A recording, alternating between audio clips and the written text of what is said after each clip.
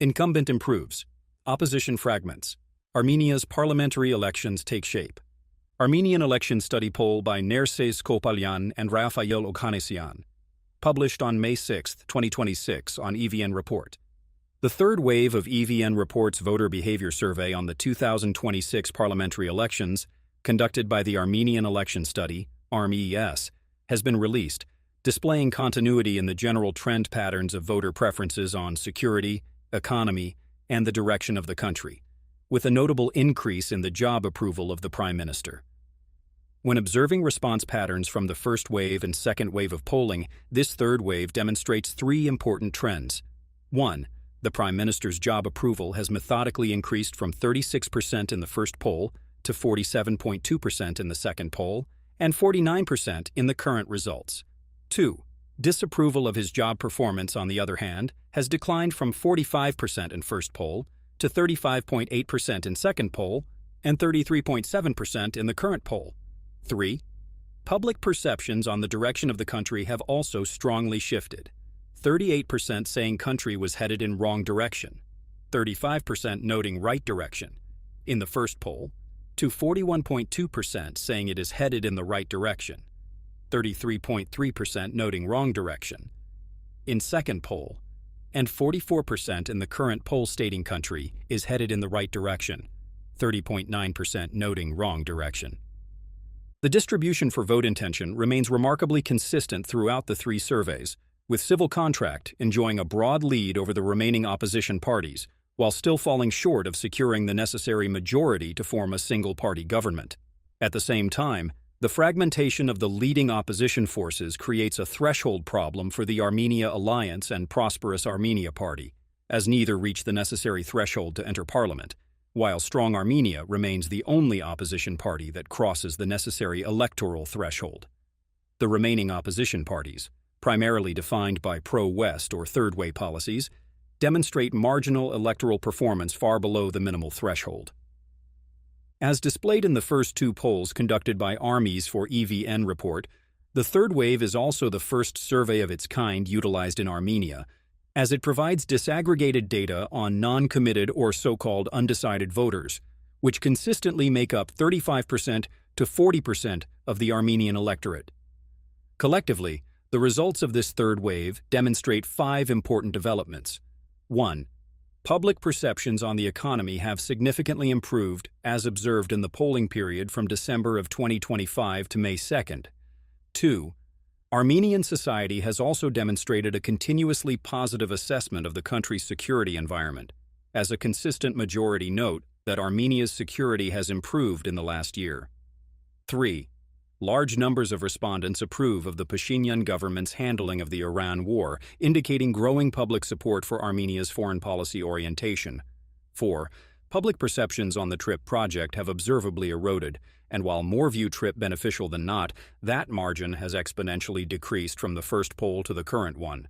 And 5. Support for Strong Armenia has been incrementally decreasing, while support for the Armenia Alliance, while within the margin of error, has been sequentially stagnant.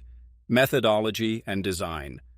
The methodological design to the third wave of polling was structurally based on the American National Election Studies, ANES, specifically the ANES 2020 Time Series study. Collectively regarded as the gold standard of political behavior surveys in the industry, ANES is a pre- and post-electoral survey that utilizes a mixed-mode design, which includes both telephone and internet-based surveys. In most aspects, ARMES's methodological approach resembles its American counterpart. Both ARMES and ANES rely on a combination of panel and fresh sample design, and both are nationally representative. Minor differences include 1.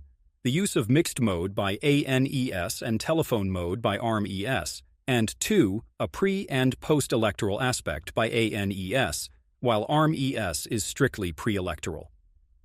The third wave of the pre-election survey commenced on March 1, 2026.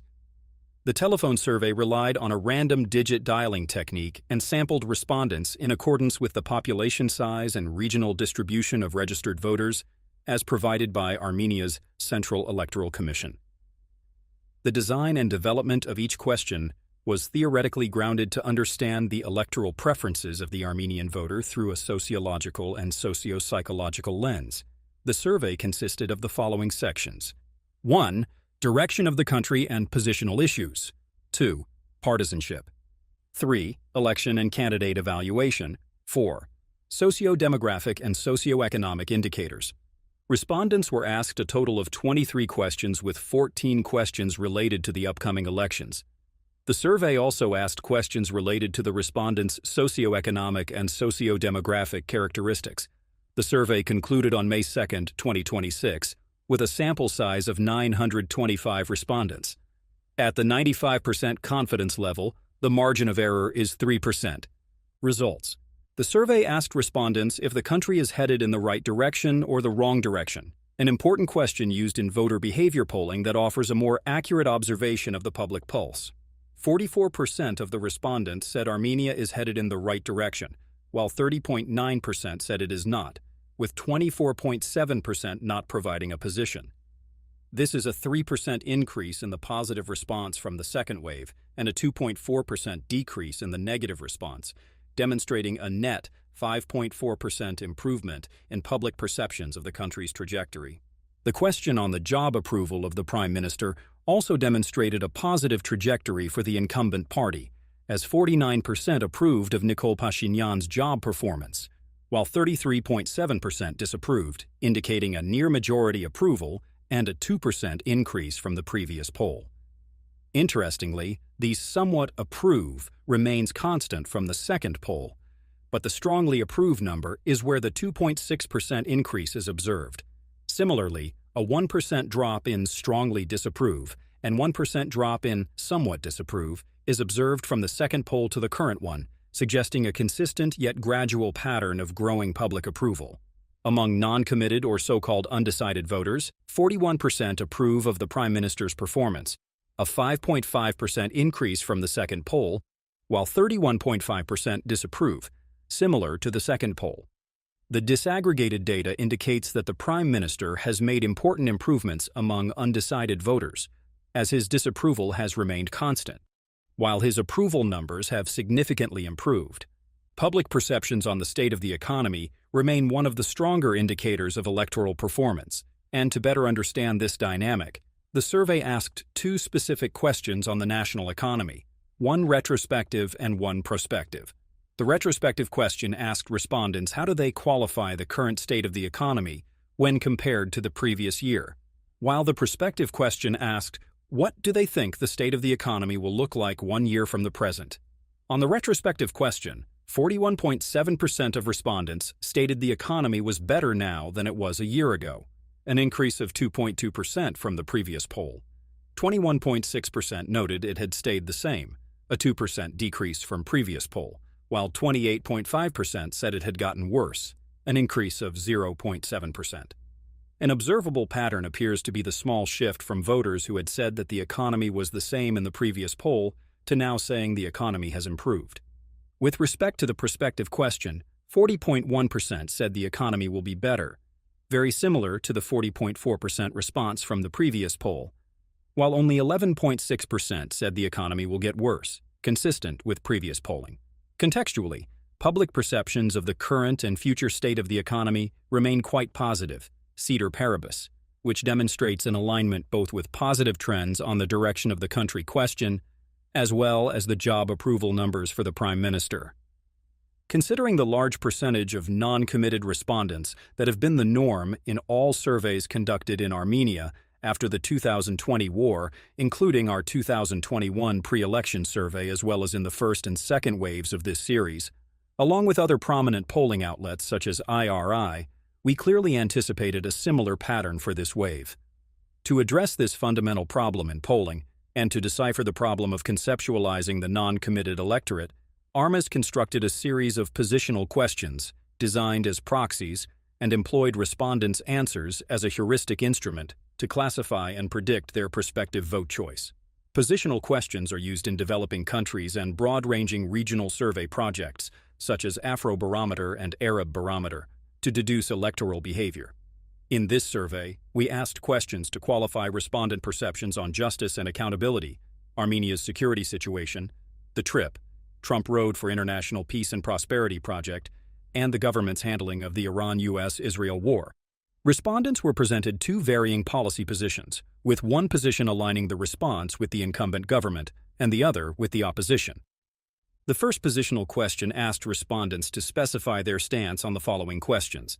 The current government has or has not undertaken sufficient work to hold previous government officials responsible for illicit activities. 55.1% of respondents said that the Pashinyan government has not done a sufficient job holding officials of previous regimes accountable for abuse of power, corruption, or other such illicit activities. On the other hand, 23.9%, which roughly aligns with the electoral landscape of the pro-Russia opposition, notes that enough has been done against officials of the previous governments. As such, in the domain of justice and accountability, the results of this positional question strongly indicates that there is broad public support for more comprehensive prosecutorial actions by the government to hold previous regime officials accountable. The demand for justice and accountability among non-committed voters, as displayed below, also remains quite strong, as 48.2% believe that the current government has done an insufficient job of legally going after previous government officials, while 21.3% believe that the government's approach has been sufficient. Compared to the second wave of polling, support for more accountability against previous officials among non-committed voters has decreased by 6.3%, while support for ceasing prosecutorial activities has also decreased by 4.2%. The second positional question asked respondents to disclose one of two positions on the following question. Has the security situation in Armenia improved or not improved when compared to 1 year ago? A significant majority responded that Armenia's security situation has improved, indicating a growing positive perception to the state of the country's security landscape when compared to a year ago. 53.8% of society agree that the country's security situation has improved, increase of 1.4% from previous poll, while 35.9% do not think there has been an improvement, a decrease of 4.1% from previous poll. From an analytical perspective, while the positive increase in response may be within the margin of error, the decrease in the negative response is quite telling. Less people have a negative perception of Armenia's security landscape. The positive marks for the security environment also hold strong with non-committed voters, as the disaggregating results demonstrate that plurality of so-called undecideds see collective improvement in the country's security environment. 48.2% of non-committed voters hold the position that the security situation has improved, while 38.6% hold the position that the security environment has not improved. The overall trend among non-committed voters demonstrates deeper approval of the current government's handling of the security landscape. And when compared to our second poll, we observe a 2.6% increase in the positive response, while a 2.6% decrease in the negative response, a collective 5.2% shift among non-committed voters in their approval of the government's handling of the security environment. The third positional question asked respondents what their opinion is of TRIP, with the two positional statements being framed as follows. TRIP is beneficial to Armenia because it will bring economic growth and stability, or TRIP is not beneficial to Armenia because it will not bring economic growth or stability? 36.2% of respondents view TRIP as being beneficial to Armenia, while 36.3% do not believe that TRIP will bring stability and economic growth. 25.5% remained undecided or non-committed. While the overall positive plurality of the response suggests that by a slight margin more Armenians view TRIP as good for the country, the pattern from the previous two polls suggests a growing sense of public skepticism on the topic. In the second poll, for example, 42.3% viewed TRIP as beneficial, while 36.7% did not. In the current results, the positive perception of TRIP has declined by almost 4%, while the negative response has stayed the same. The more interesting finding is the increase in undecided responses, whereas in the second poll, 21.1% were undecided. In the current poll, this number went up by 4.4%, strongly correlating with the decrease in the positive response. Thus, Armenian society has not become more negative on TRIP, since the negative response has remained constant, but it has become more uncertain as the positive response has declined at almost the same rate as the increase in the undecided response. With respect to non-committed voters, the changing perceptions on TRIP become empirically evident. Undecided voters have developed significant skepticism towards the TRIP project. When compared to the previous poll, 38.7% viewed TRIP beneficial, demonstrating a 12% decrease among undecided voters within the current results. Further, the negative perception on TRIP has also increased from the second poll, going from 31.4% to 36.5%, an increase of 5%. The 17% turnaround among non-committed voters on TRIP, along with the increase in uncertain responses, is clear indication that the government is losing support among undecided voters on this project. Thus, while TRIP remains collectively more popular and then unpopular among the general populace, it is robustly underwater with non-committed voters. The fourth positional question asked respondents what their assessment is of the Pashinyan government's adopted policy of dealing with the war in Iran. 42.8% of respondents approved of the government's adopted policy, while 20.9% did not, indicating broad public support for how the Armenian government has handled the geopolitical flare-up. The disaggregated data of the non-committed respondents also demonstrates support for the government's foreign policy on the conflict, with 35.4% approving and 16.2% disapproving. But the more telling result with non-committed voters on this question is the high rate of don't know or refuse to answer results, collectively making up 46.5% of the responses. This is much higher than all of the other such responses to the previous three positional questions, which indicates two things. While issues of justice, security, and TRIP are well known to most citizens, even if such citizens do not follow politics actively, the Iran conflict and Armenia's response remains too nuanced of a topic for large chunks of non-committed voters. To gauge both voter turnout and vote intention, respondents were asked whether they will be voting in the June 7th parliamentary elections, and if so, which party or alliance would they vote for. Approximately 85% of respondents noted their intention to vote in the upcoming elections, a decrease of 3.7% from previous poll, which means that the produced results are modeled off of the premise of an 85% voter turnout. As is the norm in polling, and with our previous two surveys, this is expected and remains consistent with much of the voting behavior scholarship analyzing the turnout gap that exists between self-reported turnout in surveys and actual turnout data. As such, respondents' intent in voting and actual voter turnout usually differ by a margin of 10% to 30%. For our purposes, the higher turnout percentile in the model allows for a more rigorous and conservative estimate of front-runner or dominant party results. With respect to vote intention, the first set of results without including the directional leaning of non-committed voters shows plurality dominance by civil contract at 32.5%. A marginal decrease of 1% from our previous poll. The decrease, while within the margin of error, appears to be correlated with the increase of non-committed voters in this third wave when compared to the second wave, from 37 to 39.5%. The increase in non-committed voters is expected as campaign season picks up and political polarization increases, thus driving up the number of undecided respondents. The percentile shift is also noted within the opposition parties.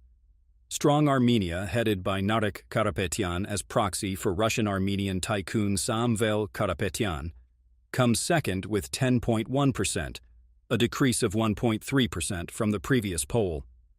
The Armenia alliance, led by former President Robert Kocharyan, which would need 8% to meet the electoral threshold since it is running an alliance and not a single party, comes in third at 4.4%, while Prosperous Armenia Party, PAP, ranks fourth with 3.4%. Both Armenia Alliance and PAP did not demonstrate improvements from the second poll, while Strong Armenia underwent a slight decline. Collectively, the electoral field appears to be consolidating, with the opposition parties becoming stagnant and consistently performing, collectively within the 20% threshold, while Civil Contract also demonstrating a stabilization of its numbers commensurate with its base. Collectively, none of the parties aside from Civil Contract and Strong Armenia meet the threshold of entering parliament, especially the parties representing the pro-West factions, such as the Republic Party of Aram Sargsyan or Rally for the Republic of Arman Babajanyan, or the third-way parties, such as the Wings of Unity led by Arman Tatoyan or New Force led by Haik Marutyan. Similarly, the Armenia Alliance, which received 21% of the votes in the 2021 elections and dominated the opposition landscape, has not been able to make up the votes that it has bled to the strong Armenia party, and nor has it been able to expand into the domain of the non-committed voter. Since Armenia's constitution stipulates a minimum of 3 factions entering parliament, even if the Armenia alliance does not meet the 8% threshold, by virtue of being in 3rd place, it will automatically enter parliament. At the same time, however, if prosperous Armenia is able to reach the 4% threshold, then it will actually go ahead of the Armenia alliance and thus be the 3rd party entering parliament, with the Armenia alliance being left out. Polling results that cannot account for undecided voters, especially in electoral landscapes such as Armenia's, only offer a partial and incomplete picture of projective electoral outcomes. This is especially acute when considering the fact that nearly 40% of respondents qualify as non-committed. As such, the most important result in the vote intention category becomes the 25.4% that responded refused to answer, and the 14.1% that responded don't know. These two categories collectively make up the non-committed in the Armenian electorate, which stands at 39.5%. The distribution of these votes, as has become the norm in Armenian elections, will determine the outcome of the 2026 parliamentary elections. By discerning the directional leaning of the non-committed/undecided voter, this survey, like the previous 2 waves, introduces insights and results on the likelihood of how non-committeds, undecideds will vote. This projective outcome is produced through our application of an empirically grounded technique called additive index modeling. This approach is common in voting behavior studies, particularly among scholars who seek to analyze the political sophistication of the electorate. In our case, we created a 0 to 4 additive scale based on responses to the 4 positional items to denote the proximity of the respondents' policy positions to the Prime Minister. A score of 4 indicates the highest level of issue proximity, while a score of 0 indicates the lowest. If we posit that the Armenian electorate is gradually casting their ballot based on issues, results from the first 2 surveys as well as the current poll provide evidence of this, then our additive index can provide predictability into their vote calculus. The results of the additive index model demonstrate that 8.1% of non-committed voters are most likely to vote for civil contract, 12.6% are more likely to vote for the incumbent party, while 26.4% are somewhat likely. Thus, collectively, 47.1% of non-committed voters lean toward the incumbent party. The directional likelihood of this category of non-committed voters voting for the current government remains statistically significant and, as such, robust. At the same time, 36.3% of non-committed voters are somewhat unlikely to vote for civil contract, while 16.5% are extremely unlikely. The findings from the additive index translate to a predictive vote intention model, which shows what the vote for the incumbent party will look like. At the 85% turnout rate, 47.1% of non-committed voters likely voting for civil contract. With a conservative estimate of only the most likely non-committed voters intending to vote for civil contract, the incumbent party's vote share increases from the base vote intention of 32.5% to 35.7%. With the total number of most likely and more likely non-committed voters intending to vote for civil contract, the incumbent party's vote share increases to 40.7%. With the entirety of the likely non-committed voters voting for civil contract, the party's vote share increases to 51.1%. Important to note, however, is that the somewhat likely vote share, which makes up 26.4% of the undecided voter while leaning toward civil contract, is not a guaranteed vote for civil contract. As such, the 51.1% outcome, with an 85% voter turnout in this model, is a best-case outcome for civil contract. Thus, statistically speaking, civil contract currently has a vote share of between 40.7% to 51.1%, meaning if the elections were held now and 85% of registered voters turned out to vote, they receive more than 40.7%, but are not guaranteed at this point to secure 51.1% with certainty.